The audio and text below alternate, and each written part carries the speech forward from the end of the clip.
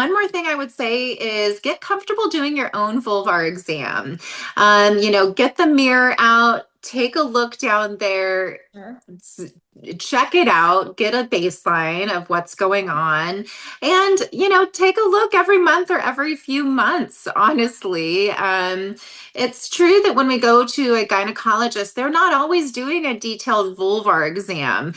Sometimes it's a bit of a situation of like speculum, pap smear, get in, get out. And we need to know our anatomy so that way we can monitor for changes as they occur over time, particularly maybe when clinicians aren't helping us with that. And it's also true that sometimes we see our clinicians or gynecologists at this point, every 2 years or sometimes more than that. And a lot of changes can happen during that time. So getting comfortable taking a look for yourself with a mirror, I think is a really important thing to do and something that I want to empower women to do.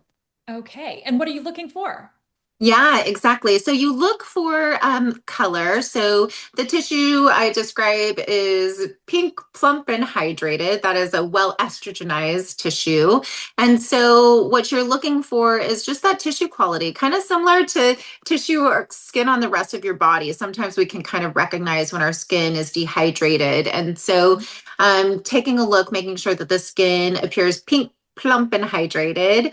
I also recommend pulling back the clitoral hood. Little do we know as women, but the clitoral hood can adhere over the glands of the clitoris. It can become buried, and that can contribute to decreased sensation or actually sometimes an over sensation, kind of like a piece of sand in the eye situation down there, which can be quite uncomfortable. So making sure that you can pull back the clitoral hood, I do this when I do that, is very much recommended as well.